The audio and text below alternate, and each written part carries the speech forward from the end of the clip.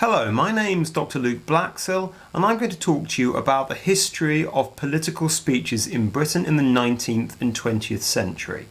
The title of this lecture is Political Oratorical Pandemonium: How Did Political Spin Begin? I'm currently a historian at the University of Cambridge, and this lecture was originally delivered to the Drapers Company when I was the Drapers Company Junior Research Fellow at Hertford College, University of Oxford. So, politicians don't seem to stop talking. If something happens, a politician from each party is bound to be on hand in front of a microphone or a camera to tell you, the voters, what you should think about it. In other words, political spin. The last 2 decades have seen the birth of 24-hour rolling news and more recently social media, and this has served to intensify this situation. But how exactly did this come about? My title, Political Oratorical Pandemonium, was in fact the subject of an article from The Times from 1888, which complained that lamentations over the endless flow of political verbiage are in vain. In 1892, the contemporary commentator Henry Jeffson described an election campaign. Over 1,000 candidates for parliamentary honours, all speaking at the same time, asserting and denying, arguing and entreating, speaking not merely but for days but for months to audiences of hundreds of thousands. So the feeling that the world was saturated with politicians forever in the ear of the voters about the latest scandal or outrage, news story or non-news story, was well established even as far back as the 1880s. In this talk, I'm going to take you through the historical origins of political spin in the modern democratic sense in Britain, with its roots in the 19th century and move to present day. In so doing, and by describing how this war of words around us began, we're better placed to make sense of what political spin is like in Britain today, where recent developments have seen the birth of new customs and the revival of old ones. New in that social media has become so important for some, but not all, politicians. Old in the sense that the old tradition of mass rallies, what used to be called monster meetings associated with Chartism in the 1830s and 40s, have seen a return with Jeremy Corbyn, the People's Vote campaign, and across the water with Donald Trump. Now, in talking about political rhetoric and spin, I'm inevitably going to be talking about elections, which were, in the Victorian period, as today, times when the political oratorical pandemonium decibel level reached stratospheric levels of amplification for the simple reason that politicians' futures were on the line. I'm also going to explore what politicians of the past thought elections were actually for, and what they believed as representatives they were supposed to represent and why.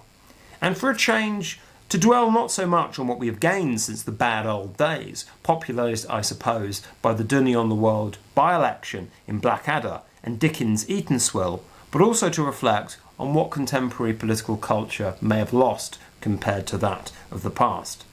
This also seems particularly timely because the issue of Brexit and referenda have brought into sharp focus the very old argument about the constitutional place of public opinion, whether it is too powerful vis-a-vis Parliament or not powerful enough. That battle is currently being refought all around us in the present day, whether its protagonists realise the historical parallels or not.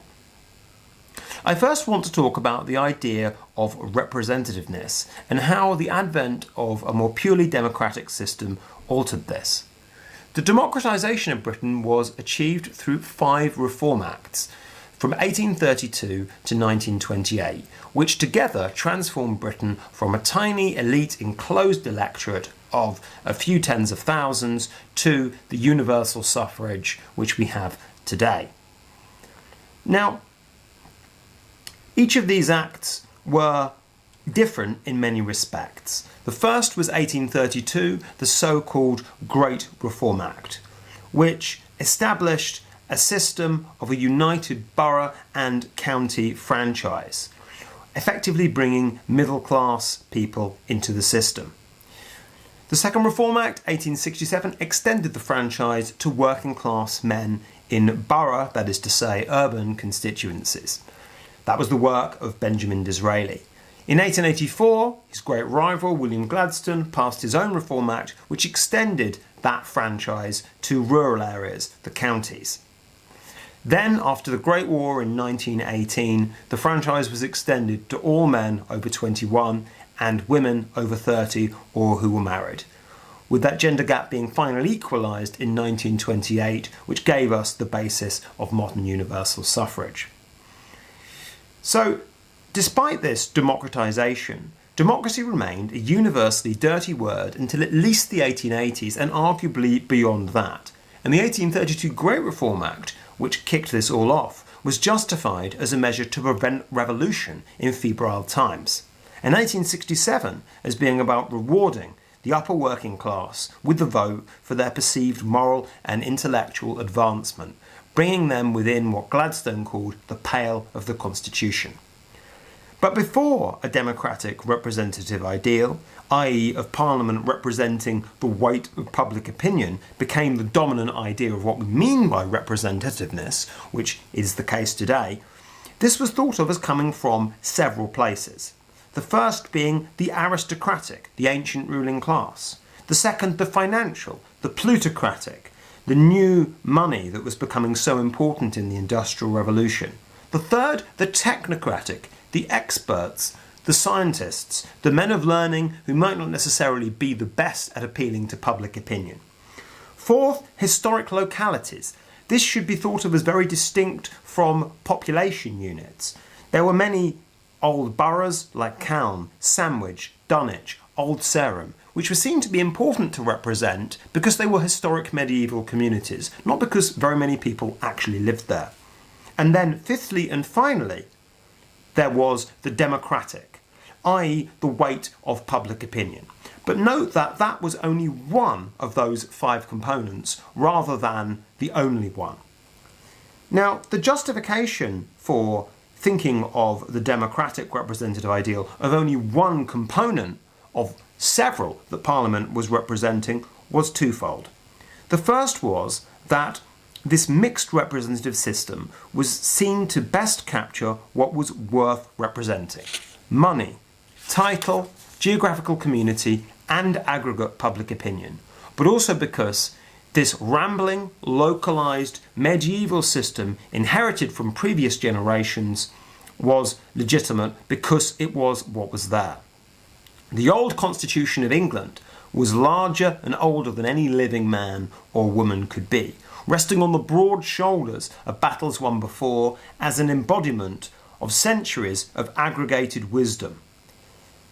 It itself embodied the balance between aristocracy and nascent democracy that had been established by Magna Carta in 1215, continued with the Petition of Right in 1628, and particularly the Glorious Revolution of 1688, where Parliament had asserted its superiority over the Crown by declaring the throne vacant, thus ejecting James II and inviting William of Orange to fill it. For defenders of the old system, Britain's constitution had somehow managed to avoid the twin disasters of destructive revolution that every other country seemed to have experienced, but also the excesses of democratic radicalism, and had established a system which had organically changed and evolved to meet the challenge of the ages and yet not destroy its ruling class or ever bow to bloodshed and tyranny. Mindful as they were of this heritage, politicians saw the idea of artificially reforming this system through declarations of the right of man, arithmetic voting qualifications, faddish rules that captured the spirit of the age or were concocted by some political scientist with great suspicion. Robert Peel, for example, complained in his opposition to the Great Reform Act of 1832 that the Act had signalised the prostitution of the British state to the fickle creature of public opinion, and established the precedent by which, at the first hint of mischief, the great tree of our ancestors would have its branches hacked away. You have opened a door that cannot be closed until democracy is achieved. Benjamin Disraeli although he passed, of course, the 1867 Reform Act, opposed a very similar bill a year before by warning of the dangers of democracy, arguing that the moment you have universal suffrage, it always happens that the man who elects despises the elected. There will be no charm, no tradition, no prescriptive spirit, no families of historic lineage, none of those great estates which men rally round when liberty is assailed. No statesmanship, no elegance, no learning, no genius. Instead of these, you will have a horde of selfish and obscure mediocrities, incapable of anything but mischief, and that mischief devised and regulated by the raging demagogue of the hour.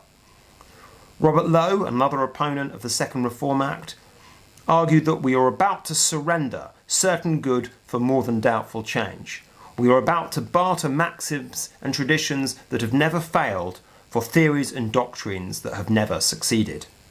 A government such as England has, a government the work of no human hand, but which has grown up by the acceptable aggregation of centuries, this is the thing which we can only enjoy, which we cannot impart to others, and which, once lost, we cannot recover for ourselves. In the 20th century, Winston Churchill summed this up rather more pithily, simply by saying that the best argument against democracy is a 5-minute conversation with the average voter. It bears repeating just how radical each of these reforms actually were seen as in the context of their time. While the increase in the franchise in the Great Reform Act of 1832 from 4% to 9% of the population seems utterly trifling to us now, elections now began to happen in places where they had not happened before, such as Manchester, a burgeoning metropolis, but which previously had not actually returned any MPs. It also made it possible to replace governments in a general election. Crucially, though, the expansion of the electorate from the Second Reform Act, 1867, made it impossible to logistically possible for politicians to be able to bribe or individually canvass every voter. There were simply too many of them. There was therefore only one thing for it, which was to take politics to the people by running election campaigns, which in this pre-TV and radio era primarily meant mounting the platform to give public speeches to large groups of unknown voters. Of course, politicians had often made great speeches before, but only really in Parliament. Now, eloquent parliamentary orators were having to make speeches in front of large audiences rather than assemblies of learned gentlemen who were their peers, who were, to them at least, unknown and unsophisticated political actors who might not see politics as detached intellectual exercises in picking the best local representatives, but more in terms of what's in it for me and what can I get out of it. Indeed, there was widespread fear the majority working-class electorate would immediately default to confiscationary socialism to improve their material lot, and that thus elections would deteriorate into a bidding war on which parties could promise electors the most things if they won. It was partly to prevent this happening and to keep the tone of politics fixed higher, as well as to actually win the elections, that caused men and a few women to mount the political platform to speak to these crowds. Now, of course, some politicians were better at this new rhetorical wordplay than others were. I have some examples from an area I've undertaken extensive research in, East Anglia. So the Conservative candidate for Woodbridge in 1874, Bulwer, argued that to give the vote to every agricultural labourer, the man who drives a muck cart and follows a plough, does not know the difference between a Liberal and a Conservative and cannot spell the word, is absurd. The novelist Henry Rider Haggard contested South Norfolk in 1892, recalling that, "I mounted the platform with the crowd in a state of great excitement. As I proceeded to speak, I saw a pig enter the hall from a side door. The audience then began to make noises resembling those of the lower animals in distress, and I was unable to continue." Jesse Collings, candidate for Ipswich, mounted the stage accompanied by cries of "Give it to 'em hot, Jesse," and attacked the Lord Rendlesham for gorging himself on an excessive feast, unable to waddle home but for his coachman, who en route to Rendlesham Hall had passed a bridge where starving paupers dwelled in the hope of a crust of bread. Lord Elcho, trying to please a crowd of people before the ironworks, was given what was described as a dirty black bottle of beer as a present from a working man. His attempts to put it to one side and proceed with his speech met with deaf ears. According to a newspaper, there were cries of "Have a drink, your lordship." The noble lord, according to the same newspaper article, was forced to take a dubious pull at the bottle, but within 5 minutes was unable to continue as a doctor was sent for. There was also a place to be said for violence in this new political culture. On one occasion at a political meeting, a policeman was tossed from one side of a hall to another and back again, which was described merely as a little horseplay. The Conservative candidate for Eye, Hunter Rodwell, was struck on the head with a stick. The Liberal candidate for the Woodbridge division, Robert Lacey Everett, had to evacuate a meeting held in a barn when some paraffin lamps were upset on the floor and the building began to burn. Gladstone himself was one of the great masters of the platform, but he sustained an injury when a gingerbread man was thrown in his face. But another occasion at Blackheath, a very famous speech, he supposedly Gladstonised the audience, converting many lifelong Conservatives into lifelong Liberals by the moral force and intellectual conviction of his oratory. Now, apart from speeches, there were, of course, also many other far-reaching implications of this shift to mass voting, mass campaigning, and mass speech-making, which were created by the Reform Acts. The first was that parties became much more important. From the loose coalitions of Whig and Tory, demarcated mainly by their stances on the power of the monarchy and the origins of the English Civil War, the Great Reform Act of 1832 gave new meaning to these party labels.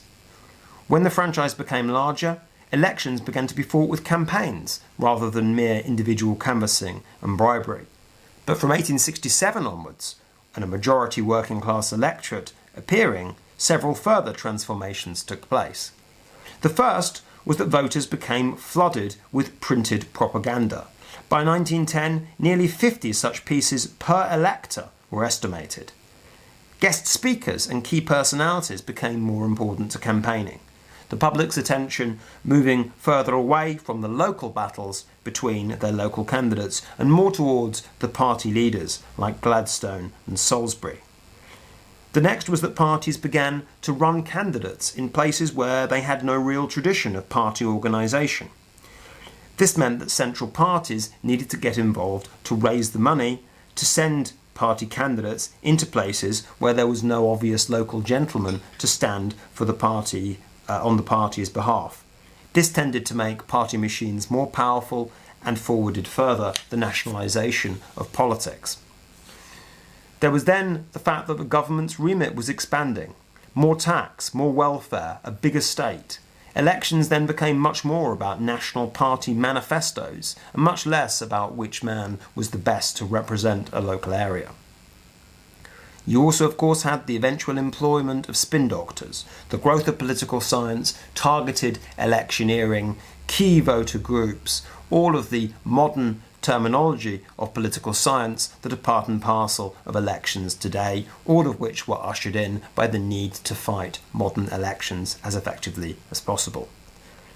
As a general rule, this golden age of the platform, where the Times might include 60,000 words of reporting of political speeches during a single day of an election campaign, continued until the Great War and unsteadily throughout the interwar period.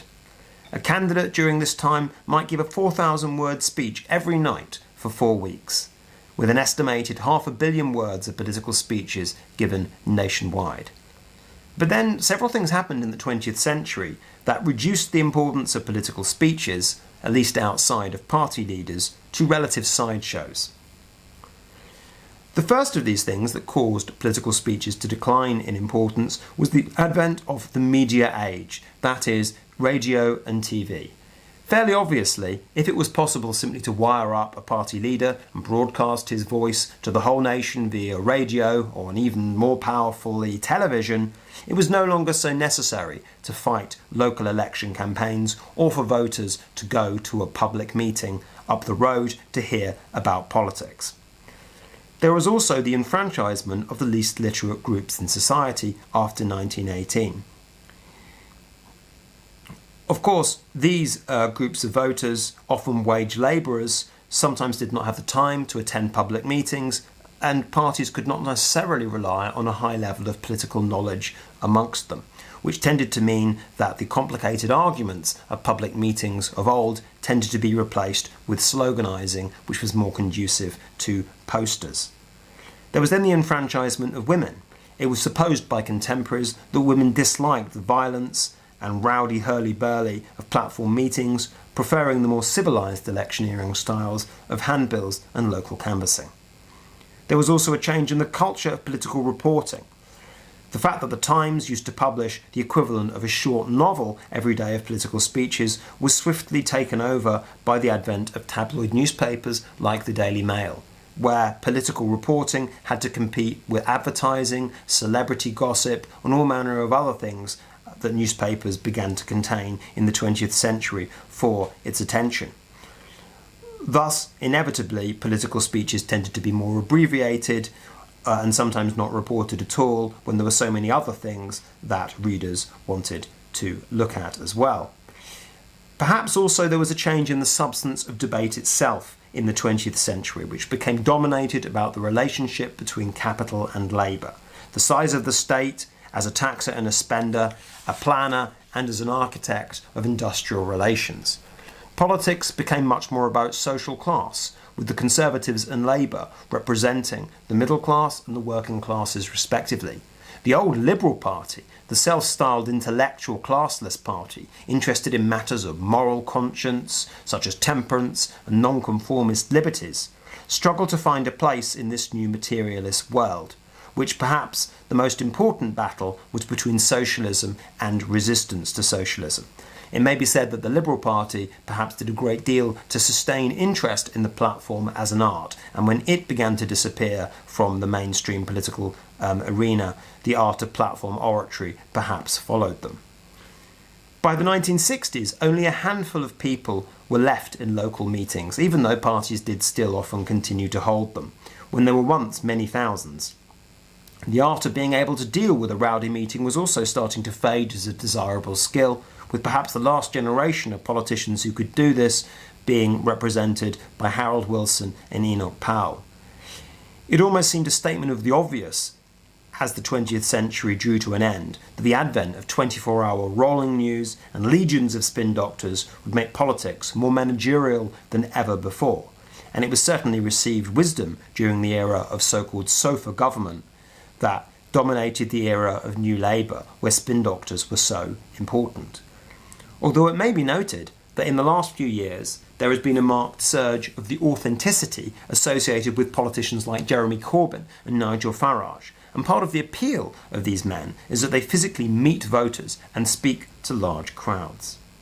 Nonetheless, political speeches in elections today, outside of the stage-managed dispatches by party leaders, quite clearly play a vastly diminished role compared to the political oratorical pandemonium of yesteryear, with public speeches every night and exhaustive news reports in the tens of thousands of words. It is easy, of course, to be starry-eyed about those lost days of platform oratory. But of course there were numerous contemporary problems with those times that would appall us now. No women being able to vote, property-based voting qualifications leading to the exclusion of the poor, etc. However, in terms of political culture at least, looking back at those times, we can be cognizant of what we have lost as well as what we may have gained. Politicians in the Victorian, Edwardian and interwar eras didn't just mount this platform to win elections, of course. They did it enduring violence, heckling, and feeling obliged to speak hundreds of times for hours and hours, because they thought that this was what was expected of them as representatives. That made them legitimate. That made them politicians who deserved to exist in democracies. A politician who was not seen or not heard, who hid from the public, even if possessed of the slickest campaign, was not seen as having fulfilled their contract to the people. Talking to the voters, speaking to them, coming before them, sometimes even being shouted down by them or even punched by them, was part of that representative ideal.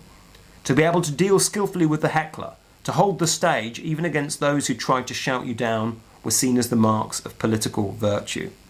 Today, there are very few environments that politicians, especially top politicians, do not carefully control. Meeting the people is an excuse for a managed photo call. There is no exposure, no risk of someone who would object and disagree. On the rare occasions that does happen, such as Gordon Brown's memorable encounter with the voter Gillian Duffy, this can itself be a story. Only the TV show Question Time, where politicians are lined up before a live audience, places politicians and voters in the same physical space and captures this essence. Perhaps I should end this talk by reflecting that history is always being written, and my words that originally I gave 2 years ago about the decline of the golden age of political speeches were very relevant then, but in many respects are now being challenged, even if they still generally hold true. The crisis that the established orders of Western democracies are experiencing in recent years due to the advent of populism and the charismatic leaders who their foes call demagogues teaches us not to be certain that the final word has yet been had on the place of political speeches in Britain. It may even be that tomorrow's political world will be, and very swiftly, one where the skilled platform orator comes back into fashion again. Politicians who, in the words of Mosai Ostrogorsky, a commentator from 1900, were fluent and sharp, quick at verbal repartee, and those who a 1906 commentator, Graham Wallace, described as being able to appeal to the heart rather than the head by evoking spontaneous emotion. It may be that men, and now also women, such as these, who can claim to be authentic, find their stars ascending, and the stage-managed, spin-doctor-led politicians, who still comprise the elite, find theirs correspondingly waning. Mainstream politicians may find that controlling their image from a studio and with directions from spin doctors is no longer enough to meet the challenges of the modern age, where such a detached status from the people may make them seem like a sheltered elite, unwilling to ride the hurly-burly that politicians of the past assumed was simply their own democratic duty.